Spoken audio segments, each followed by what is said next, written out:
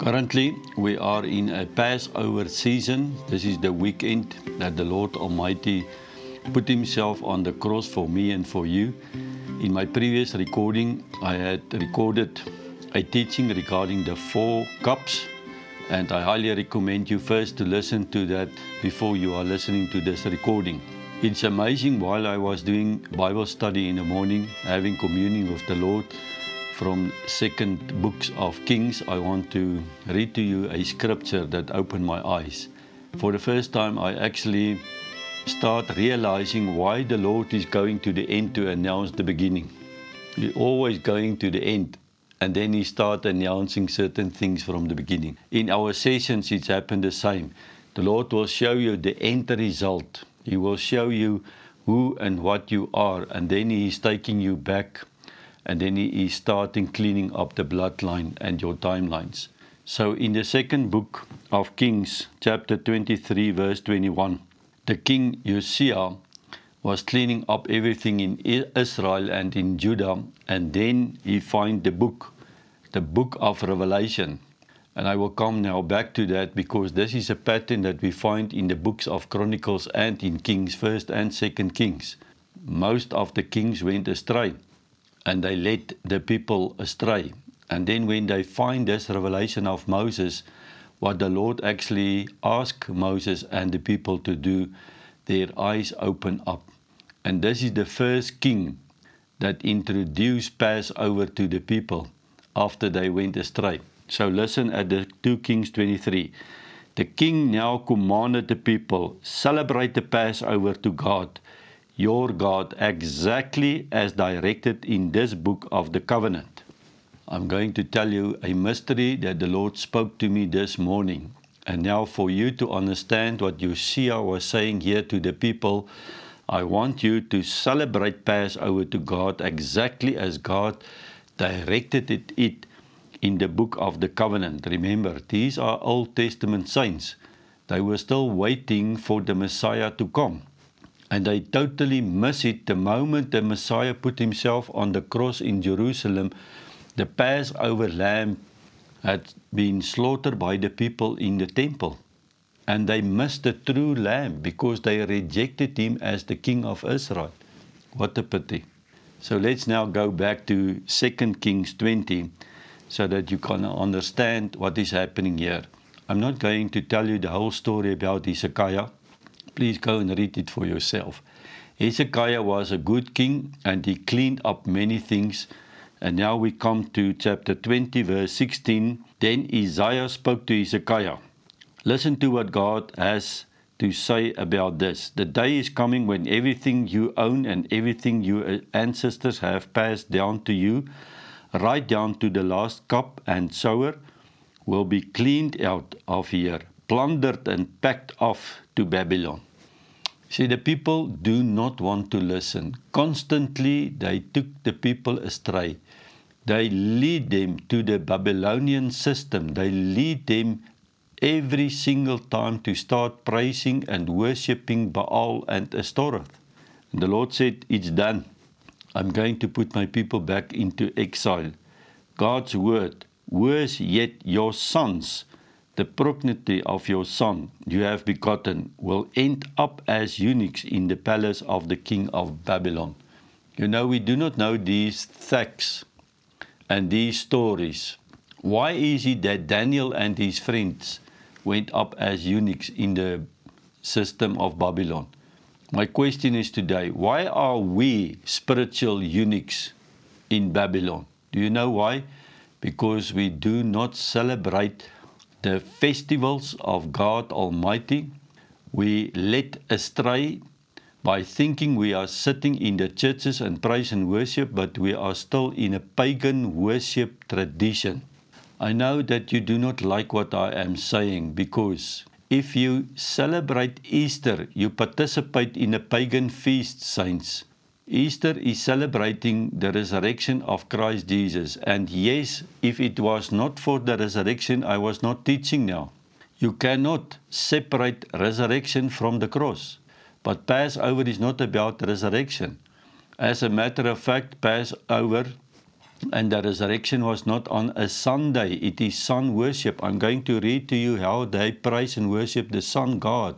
So it's a pagan feast. We do not participate on these pagan feasts. Satan is a master to take God's symbols, his feasts, twist it, and then he is making an idol of it and he's changing the source of it. Please go and listen to the previous recording. Let's continue. 2 Kings 21. So now after Hezekiah died, his son Manasseh came in as a king. Now I want you to carefully listen to these words recorded to us in 2 Kings 21. Manasseh, he was 12 years old when he became a king. He ruled for 55 years in Jerusalem. In God's judgment, he was a very bad king, an evil king. He was bad. He reintroduced all the moral rot and spiritual corruption that had been sourced from the country when God dispossessed the pagan nations in favor to the children of Israel. He rebuilt all the sex and religion shrines that his father Hezekiah had torn down. So you need to understand, Hezekiah threw out everything. His son came and he put everything back again. But that was not all that he did. And he also built the altars and the phallic images for the sex god Baal and the sex goddess Asherah. Exactly what Ahab, king of Israel, had done. I am going to soon publish 2 recordings in this regard, how Jehu, under his anointing, cleaned up the clan of Ahab and Jezebel. So here Manasseh brought every single thing back again, just as in the time of Ahab and Jezebel. He even built these pagan altars in the temple of God, the very Jerusalem temple dedicated exclusively by God's decree. In Jerusalem I will place my name. Saints, we cannot defile the temple of the Lord where his name is. He cannot sit in the same throne where these pagan rituals are sitting. And so I told you in the previous recording, there was not a time that the Lord spoke directly to me in this regard, but I am sensing very strong it's now time to roll up the sleeves. You know about my recordings. There is a time to intercede, there is a time to pray, there is a time to wait, but now this year is not a time to sit. It's a time to roll up the sleeves and to restore the halls of Jerusalem. And he built shrines to the cosmic powers. Are you listening? Cosmic powers. They draw power from the cosmic and from all the planets, the stars, the moons, the sun. He placed them into the courtyard of the temple of God. He burned his own son in the sacrificial offering, child offering to Molech. He practiced black magic and fortune telling. He held seances and consulted spirits from the underworld. Much evil in God's judgment, a career in evil, and God was very angry.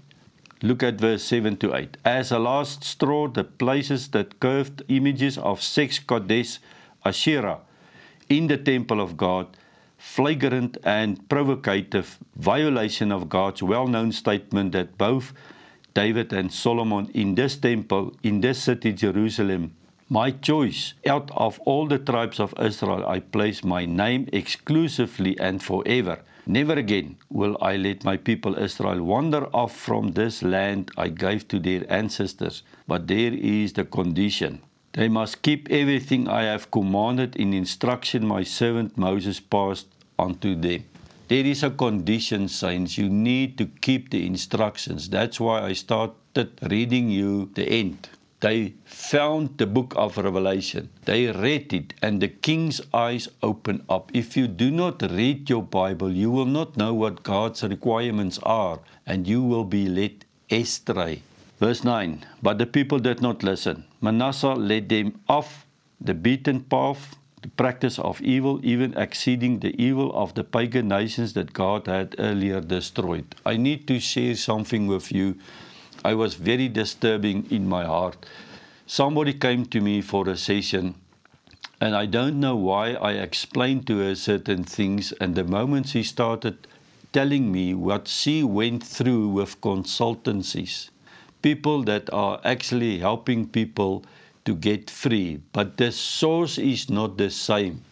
They deceive the people, and when they come to the real source, they want to withdraw because they are misled. Let me explain to you. When I sit with Jesus, Jesus is the one that ministered to a person, not me. I'm not ministered to a person.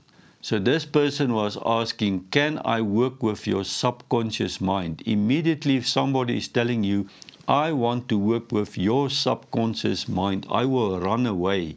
You cannot work with my soul and my subconscious mind. It is sorcery. So this person was explaining to me how they went back and forth in the timeline, going in and deal with the memory. And she said afterwards, there was definitely something better going on.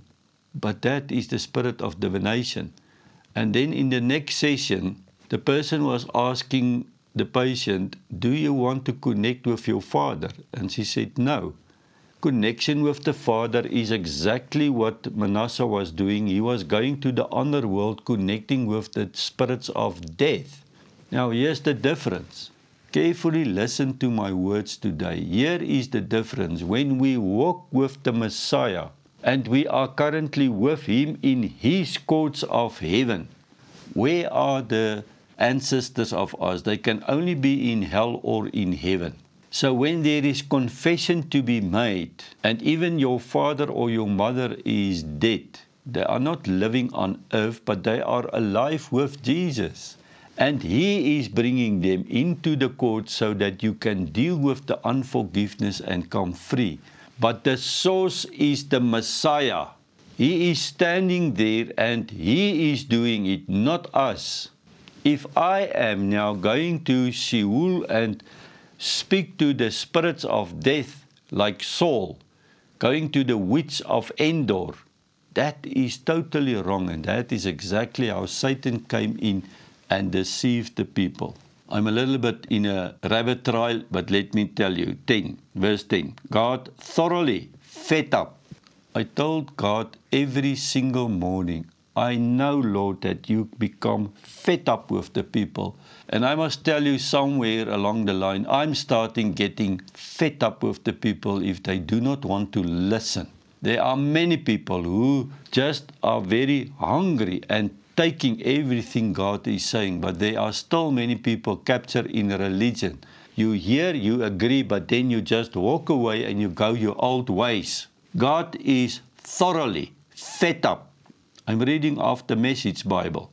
Sent word through his servants to the prophets, because Manasseh, king of Judah, has committed these outrageous sins, eclipsing the sin performance of the Amorites, all the pagan gods, before him, setting new records in evil.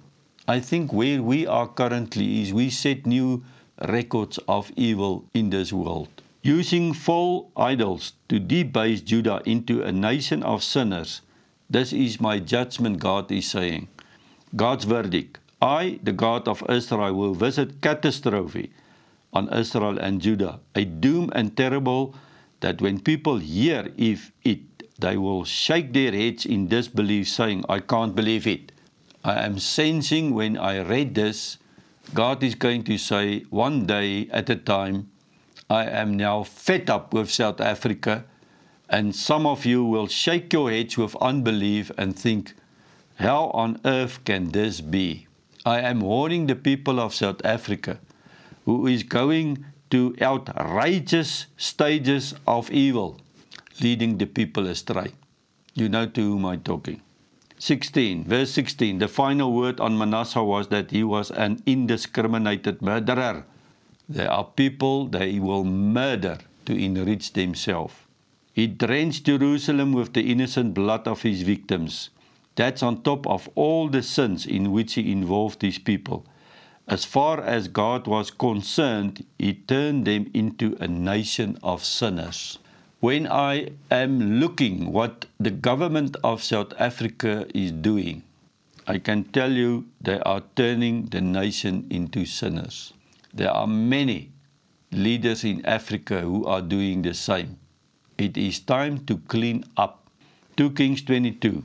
So this king Manasseh died and his son Josiah came in as a king.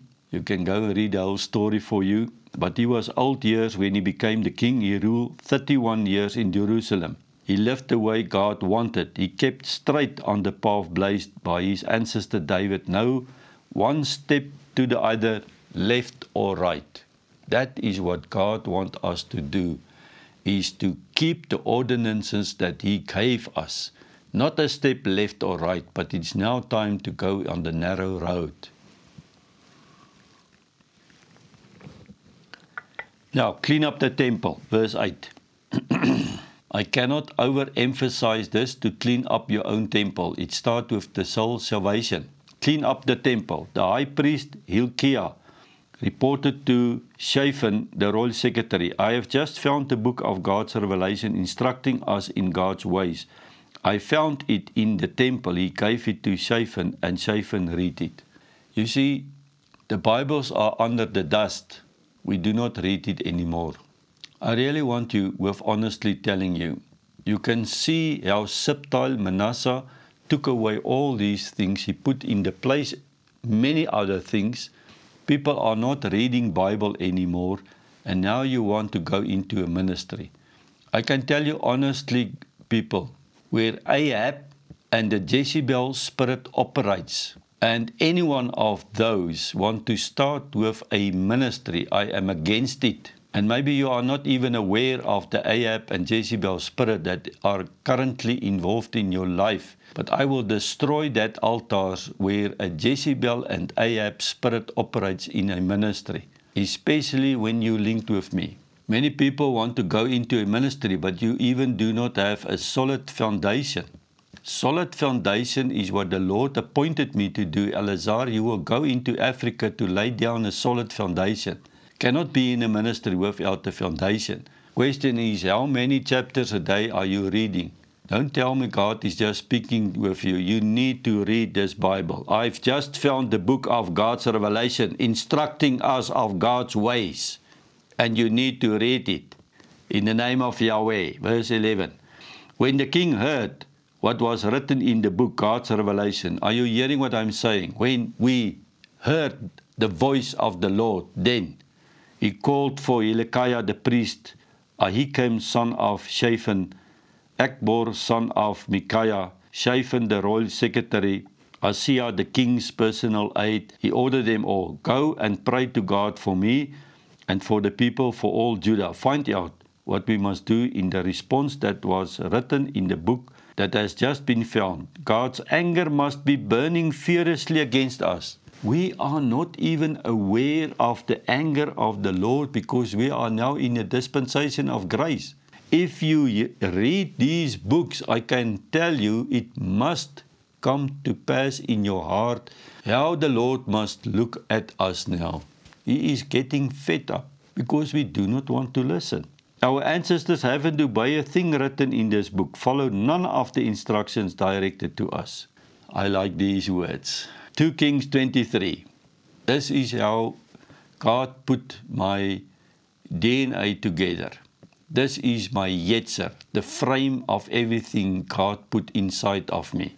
2 Kings 23 verse 1. The king acted immediately. That's why I'm recording it. I just read the scripture this morning and I acted immediately. I'm not trying to find a word to release it in recordings. I am sharing what the Lord is telling me on a weekly basis. That's it. Assembling the elders of Judah and Jerusalem, the king proceeded to the temple of God, bringing everyone in his train, priests, prophets, people, ranging from the famous to the unknown. That's why I already released, asking for leaders and teachers. We need to act, we need to roll up our slaves, and we need to clean up the altars. Then he read out in the public everything written in the book of the covenant that found in the temple of God. The king stood by the pillar and before God solemnly committed them all to the covenant, to follow God believing and obediently, to follow his instructions, heart and soul, on what to believe and to do, to put into practice the entire covenant, all that was written in this book. And the people stood in information, their commitment was anonymous. People, my brother and my sister in Christ Jesus, God is saying, put in practice the entire covenant. It is now time to put it in practice. Then the king ordered Hilkiah, the high priest, the associate priest, the temple sentries to clean the house. Get rid of everything in the temple of God that had been made for worshipping Baal and Asherah and the cosmic powers. That is why I am cutting the people off from this cosmic powers. The sun, the moon, the stars, the planets, Venus and Orion. From the soil, from the air, from the water, and from fire. They draw power from it. The sun is sun worshipping. That's why we have a sun day. You worship the sun. He had then burned outside Jerusalem, in the field of Kidron, disposed of the ashes in Bethel. He fired the pagan priests. He fired the pagan priests, whom the kings of Judah had hired to supervise the local sects and religion shrines in the town of Judah and neighborhood of Jerusalem. There were 6 slaves, and they trade with them, just as we are currently trading with these things, people. In a stroke, he swept the country clean of the pollution instead of the round-the-clock worship of Baal, sun and moon and stars. I'm just reading to you. The sun, the moon, and the stars, they worship them. All the so-called cosmic powers. He took the obscene phallic Asherah pole from the temple of God to the valley of the Kidron outside Jerusalem, burned it up, then ground up the ashes and scattered them in the cemetery. He tore out the rooms of the male sacred prostitutes. Male sacred prostitutes. In today's term, it is all the homosexuals that had been set up in the temple of God. Women also used these rooms for weaving for Asherah. Can you imagine? They used the rooms in the temple for their sex rituals. No, but we are not doing it. Yes, you are. You are sitting in your home and you look at porn, and in this temple are many rooms and you are using it for Asherah and Baal worshipping. He swept the outlying towns of Judah, cleaned the priests and smashes the sects and the religion shrines where they work their trade. Are you hearing? They trade with sex, slaves, from one end of the country to the other end, all the way from Geba to Beersheba.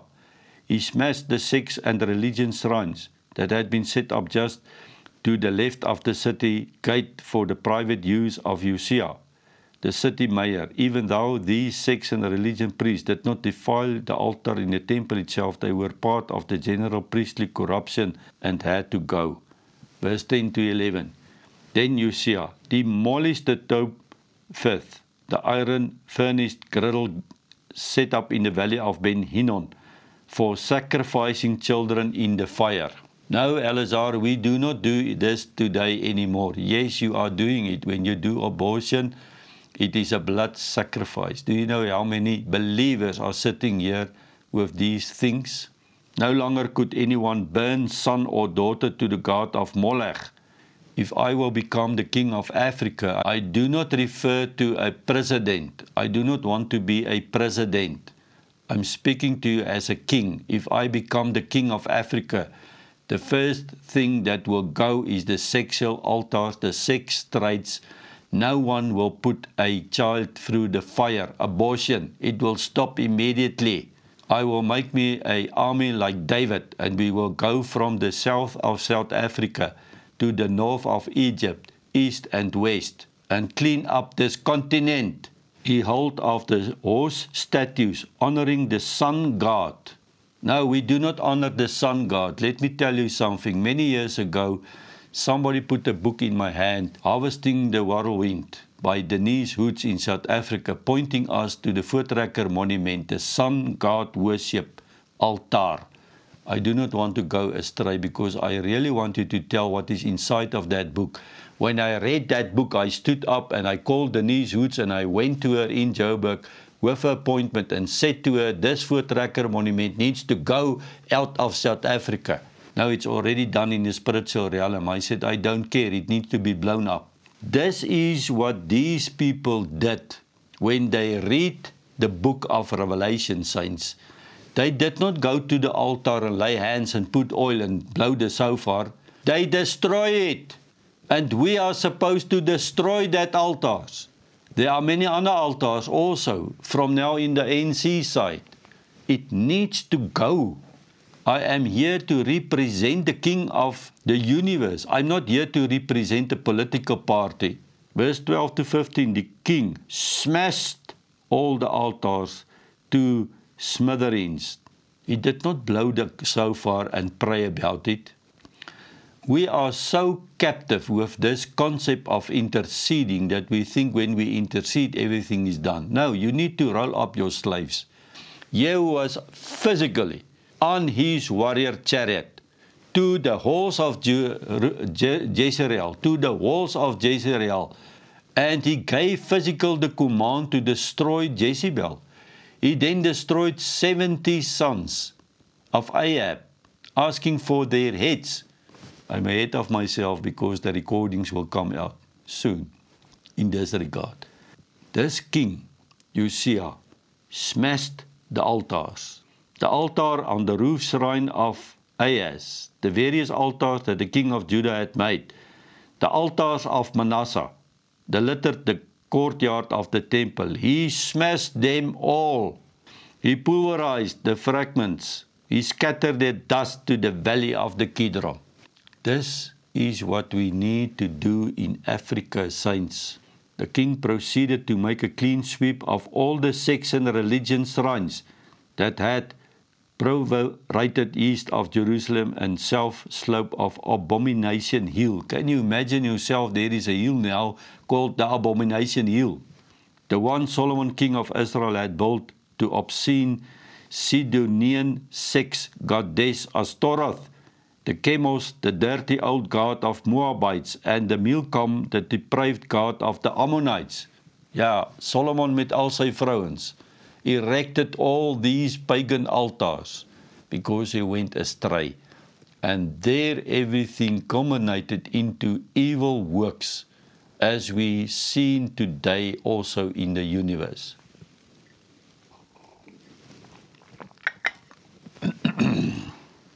Tore apart the altar, he burned down the shrine, leaving it in ashes, and then lit fire to the Philic Asherah pole, the Voortrekker monument, and all other altars raised up by the ANC. It doesn't matter if it is raised up by a black or a white government. I don't care. According to the word of the God Almighty, we need to put it on fire and put the ashes down. That is what we need to do. With this background, my opening statement, verse 21. The king now commanded the people, celebrate the Passover to God, your God, exactly as I directed it in the book of the covenant. This is very interesting that I am reading this verse today in the weekend of Easter. We do not celebrate Easter, but we are now in the season of Passover. And I am reading this to make sure that we will clean it up and go back to the original oracles of this word, Passover. Just stay tuned, don't switch off now because there is an end message in this.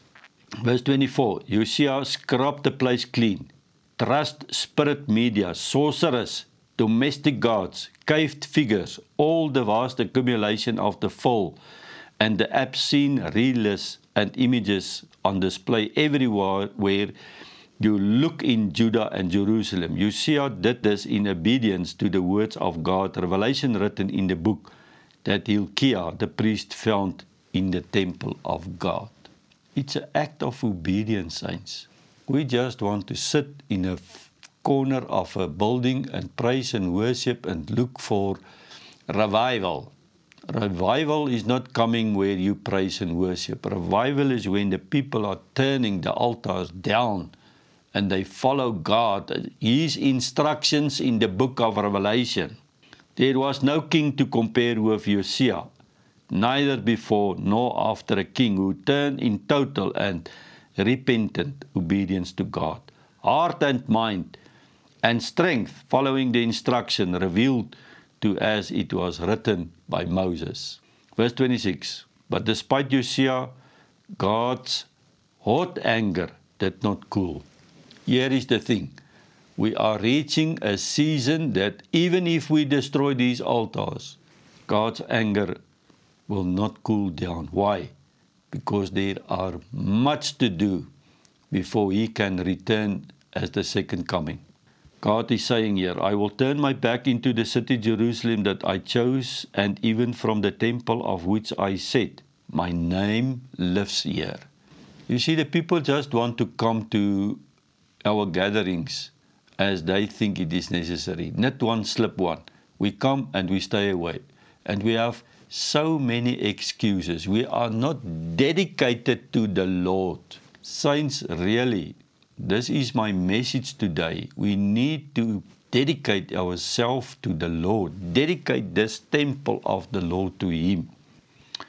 So, Passover was ordained when God said to Moses, instituted Passover for me.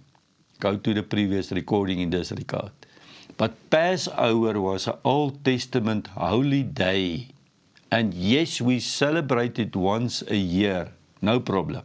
But it is fulfilled by our Passover lamb, slain before the foundation of this world.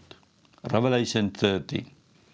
When the Lord on Passover day was standing up and He took the cup and He said, this is now a new covenant. The old covenant instituted by Moses, fulfilled today by me, the Messiah, your Passover lamb.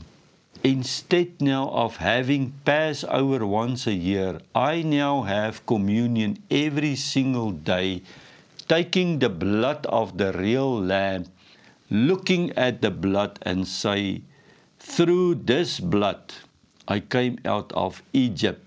I was bought by a precious price, not silver and gold, but by the blood of the Lamb. And each and every single day I remind myself, I was a slave, but I'm now free.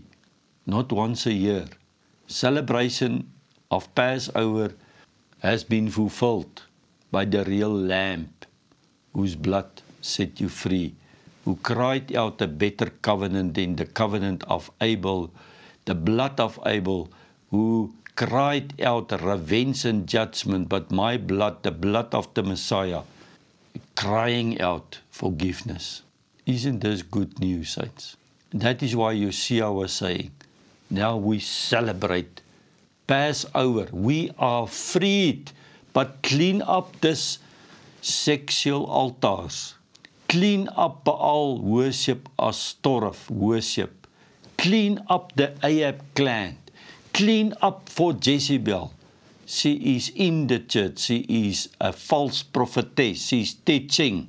She does not belong there. She needs to get out of your house. I am speaking to Ahabs. I am speaking to the spiritual eunuchs. You need to throw her down to her death.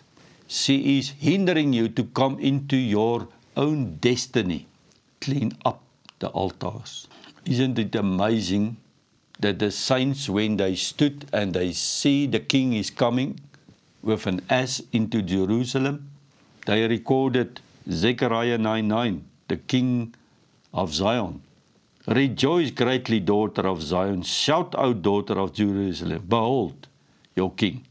Your king comes to you.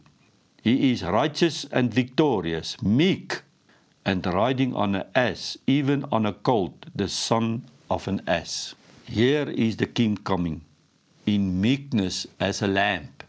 But when the lamb was on the cross, they rejected him as the king, and they cried out, crucified him. That is what we are doing because we went astray. Verse 11, you also, by the blood of your covenant, Old Testament, the blood of your covenant, I have freed your prisoners out of the pit in which is no water. The Old Testament saints, they know these scriptures, yet they rejected the Messiah. We know these things, yet you participate on Easter feast. Rabbits, bunnies with their eggs. On the Playboy books, you find the bunnies. It's a sexual perversity. You participate in it. Paul was writing in Colossians. I want to conclude with it. Let's make a conclusion. Paul wrote now, Colossians 2, Verse 12. For we have been buried with him into death. Our baptism into death also means we were raised with him when we believed in God's resurrection power. The power that raised him from the death realm. This realm of death describes our former states. When we died with Christ, you cannot participate on the other altars. You need to come out, saints. For we were held in sin's grasp, but now we have been resurrected out of the realm of death, never to return, for we were forever alive and forgiven of all our sins. We are forgiven of all our sins. Here is the best news that you will hear today. Colossians 2:14. Passion Bible. He cancelled out every legal violation we had on our record and the old arrest warrant that stood to indict us. He erased it all. The lamb on Passover erased it all. We have a new covenant. You are not guilty. All your sins have been erased. Our sins, our stained soul, he deleted it. You cannot retrieve it anymore. Everything we once were in Adam has placed onto the cross, nailed permanently there as a public display of cancellation. That's why the new spirit man can come out now. Then Jesus made a public spectacle of the powers and principles of darkness, stripping away from them every weapon and all spiritual authority and power to accuse us. Most people are still accused by this Satan and his forces, but yet Paul is saying it has been cancelled. You are freed. Come out. Don't be stuck on Passover. You have now a new covenant. You can have communion with him every single day. We have a better blood. It has been cancelled. All their spiritual authorities and powers to accuse us by the power of the cross. Jesus led them around as prisoners in a procession of triumph. He was not their prisoner. They were his. Here is the thing. When God said, put on the blood, I am going to free you. The moment they went and stepped out of Egypt because of the blood, they were freed. F-R-E-E-D. Freed. E-D. But they were not yet in the promised land. The moment we apply the blood of the Lamb, we confess with our mouth, and we believe in our heart, we are freed. E-D, new creature in Christ Jesus, but you are not yet in the promised land. You need now to war. You need to go through the desert. You need to trust to learn who this Messiah is. Because in the end, in the promised land, it is not for you just to sit and to eat and to drink milk and honey. It is for you to inherit the kingdom. And so many believers think, when I came out of the water and I confess that everything is done. No, it is far from done. You need to go through the desert, over the Jordan River. You need to face the sons of Anak, the Nephilim, the giants. You need to face them to get rid of them, cross-border spirits. You need to clean up the house to get rid of the altars. And then the Lord will say to you, when you arrive there, now you can inherit the unshakable kingdom. I am waiting for you. And that is why I am so serious today to give this message, to make sure that I want to invite you on Passover, not Easter, but to get there. There are many things that we need to clean up. And let's take hands under the Yehu anointing and let's clean it up. I want to invite you to listen to the next 2 recordings in this regard. In the name of Yahweh, I bless you. And may you start cleaning up the altars. And let us read what is in this book of Revelation God gave to us so that we can obey His commandments in Jesus' name.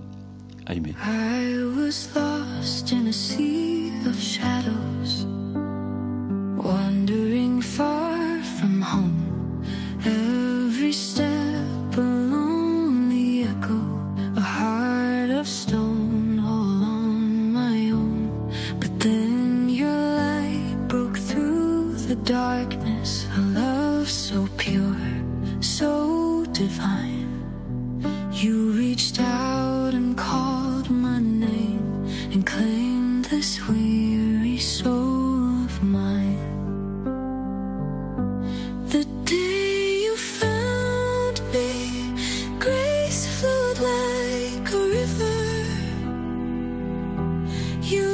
lifted me up and set my heart